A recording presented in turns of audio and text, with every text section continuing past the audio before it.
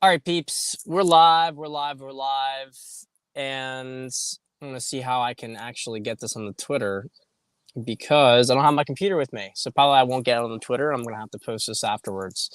Um, just doing this in the car, trying to get the video in. Really backed up schedule as always. But look, topic today, we're just gonna be brief, talk about something that's very, very important. The difference between codependence and interdependence. So, if any of you guys have watched the film, have read the book, The 7 Habits of Highly Effective People by Stephen Covey, this is one of the key ideas that he goes into, this distinction between codependence and interdependence. And the reason this is an important concept is because a lot of people vacillate between codependence and independence. And they believe that basically in a relationship you're either both independent or you're codependent, and that this is the only kind of options. So let's talk about codependence. Codependence fundamentally, and a lot of lower resolution relationships are like this. Codependence is when two individuals basically are looking to the other person to meet their needs. So they have this covert contract with each other, which is that if you meet my needs, then I'll meet your needs. By the way, I don't really know what my needs are, and you don't really know what your needs are. So we're just going to take this on a case by case basis. And so in practice, what this means is somebody feels bad, the other person is, goes out of their way to try to make them feel better, which then makes them feel bad, and the other person has to go make them feel better. So codependence sucks, in case you can't already get the point from that. Codependence sucks because codependence is fundamentally energy draining, right?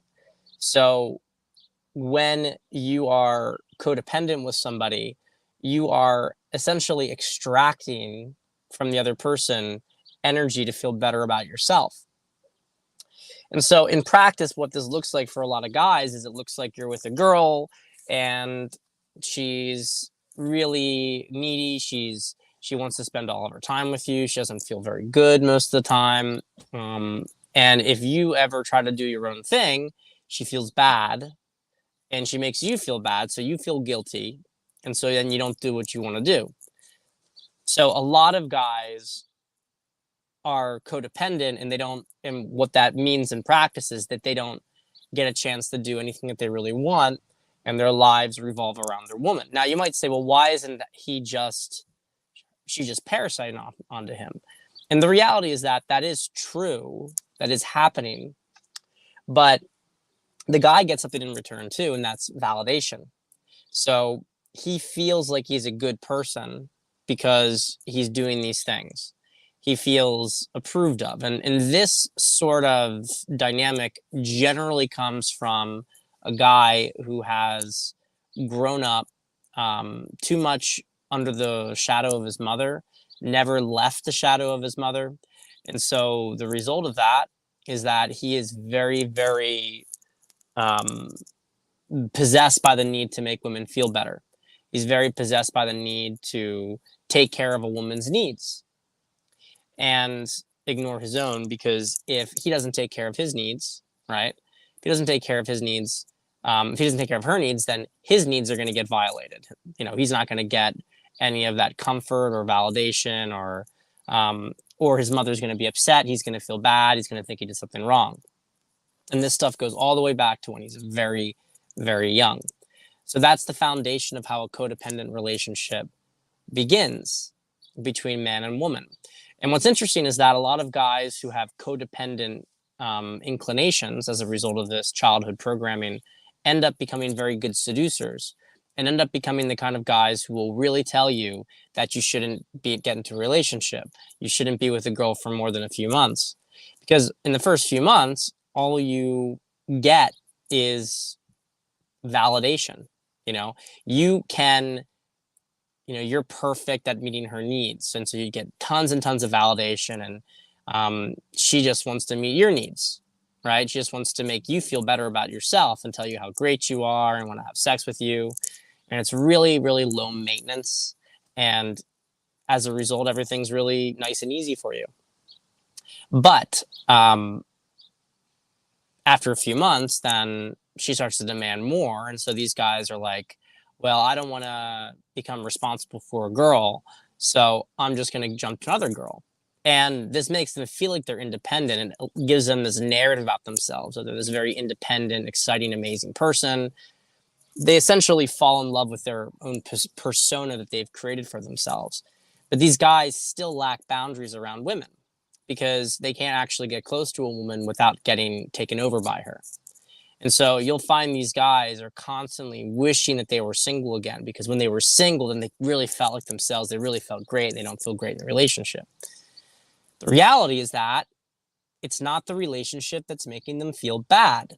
It's their own poor boundaries. And so a lot of these guys who are like, well, I can't imagine being with a woman for the rest of my life, what they really mean is that I can't imagine being free in a relationship, that I don't know how to have boundaries around women. And therefore, if I was with the woman for the rest of my life, I would be a slave and I don't want to be a slave. So, how does a man break this? Well, he has to start to tell a woman what he wants. He has to start to stand up for himself more. And he needs to be willing to create fights and create tensions and to put boundaries around the woman he's with. And Jackson, just to go real quick here with this, same kind of guys that will advise others to stay away from relationships. 100%. 100%. A lot of the guys in the manosphere are addicted to the image they've crafted about themselves as being these like super, super alpha male, whatever. And they actually don't look at themselves in the mirror. So if you're in a codependent relationship, neither both of you are only looking at the other person in the mirror. You're not looking at yourself. You refuse to look at your reflection because you want the other person to fix all the problems. So you focus on their reflection, how they look. When you're single, you don't have to really look at yourself. You can just look at glimpses. You can just look at the angles that flatter you most. But when you're in a serious relationship, an honest relationship, then you have to look at yourself in the mirror and not just the flattering angles. The result is an enormous amount of growth, an enormous amount of development, and you genuinely getting your needs met. But here's what's important here. In an interdependent dynamic, which is the term that Stephen Covey coined, interdependent relationship is two independent individuals, aka two people who can meet their own needs, who then work together to help each other achieve higher goals. So it's like an alliance, right? And this kind of relationship is like true alchemy, extraordinarily powerful, extraordinarily powerful. And once you get an interdependent relationship, you won't ever want to go back. You won't ever want to go back to sort of basic play the field, hook up with a random girl here and there kind of thing.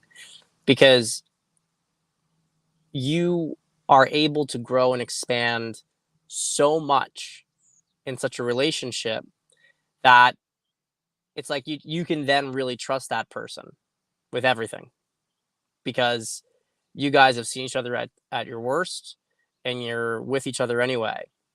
And so in an interdependent relationship, it's not that they don't ever do things for you, but what's important about it is that there's never this sense of, well, I don't feel good and you need to make it feel better. Everybody owns their relationship. Everybody owns their emotions. Both parties own their emotions, but they work to try to help the other person. If there's, someone stressed out, they might take up some extra, tasks. They might, they might do something for them, right, to make them feel better. It's really, really empowering. It's really empowering. It's very different from a codependent relationship, which is disempowering. A codependent relationship is energy extractive. An interdependent relationship is energy amplifying. You're able to untie knots through the connection that you have with the person, and you can rely on them to do things. One of the bedrocks of this change, though, is you standing up for yourself, standing up for your boundaries, and learning to communicate. And what I tell guys when they're in this situation is that you better expect there to be conflict. You better expect that it's going to be difficult and that you're going to make her upset. But what's really important is that in the process of changing this dynamic and holding boundaries, that you're not just trying to flip it so that she's going to serve you and do everything for you. This is the common manosphere trap where you don't want to be the dependent one, you want her to be dependent on you. No, I don't want a woman to be dependent on me. I don't want the responsibility of a woman being dependent on me, right? Children are one thing. I expect women to be better. Other guys don't expect this, but I would prefer to have a woman who is a net asset to me and not an energy vampire because she has no sense of self. And you know what? Powerful guys agree because if you want to just have a pretty woman to hook up with, that's fine. But why on earth would you commit to a woman who has no sense of self and doesn't want to have a sense of self? All she's going to do is she's going to take your energy. You're going to be trying to do things, conquer the world, and she's going to be, what about me? What about me? What about me? In an interdependent relationship with a woman, obviously you guys spend time together, you're intimate together. You don't forget those needs. You don't forget those obligations, and you don't want to forget them. But you're also not doing this bullshit where, they understand your mission, they understand what's important. And you, for your part with her, will understand what she needs. And reality is that, and I've talked about this about, in relationships that have problems with sex, right? That there's not a lot of sex, the woman's not in the mood. A lot of times the issue for a woman isn't that you're not super alpha, it's that the woman is literally exhausted and she can't even remotely, like, she has no needs of her own. So you saying, hey, you want to have sex is just another need being thrown on her. And until she gets to a point where she feels like she's taking care of her own needs are taken care of, she's not going to really be in the mood because it's just going to be another burden. So you can see how so many things link up here, how they come back together, how they connect at this core point. And the core point is self-actualization. You can look to other people, you can look to women to make you feel better to solve your problems, but the reality is they're not going to solve your problems. They're only going to kick the can down the road and they're going to exhaust you. That's what's going to happen. Okay? It's not going to solve your problems. The only way you can solve your problems is by owning your problems. And the great thing about a relationship, even a codependent relationship, is it offers the opportunity for you to see those problems. Just because you hadn't been looking at them, it doesn't mean that you always have to ignore them. You can communicate with your woman and you can tell her, hey, I don't want to move forward with this. By the way, this is a major reason that guys don't want to move forward either with getting married or having kids or even just getting in a relationship at all. You can talk to them and say, the reason I don't want to move forward with X or Y is because I don't feel like I feel like we are a codependent dynamic. I feel like I always have to take care of I have to take care of your needs, take care of, like, you have you feel bad, and it's my responsibility to deal with it. And I don't feel like I can be myself or do what I want to do. I feel like I'm constantly responding to your needs because you can't take responsibility for how you feel. It's my responsibility for how you feel. Okay, you say something like that to your codependent woman, and she's going to get pissed off. You're going to have some fights, but the relationship is either going to eventually you're going to get a breakthrough, and she's going to be like, you know what, I agree. We are, and she's going to want to change, and then your entire relationship can change. Everything in your life can change from that point onward. Or she says that you've changed and I don't like this anymore. You don't make me feel good. And she can go and she can do the exact same fucking thing with another guy and stop wasting your time. And you can move on to something better. So you can move on to something interdependent. So that's the difference between codependence and interdependence. I hope you guys enjoyed. Probably do more of these short videos because, let's be honest, they're easier to squeeze in. So take care, guys.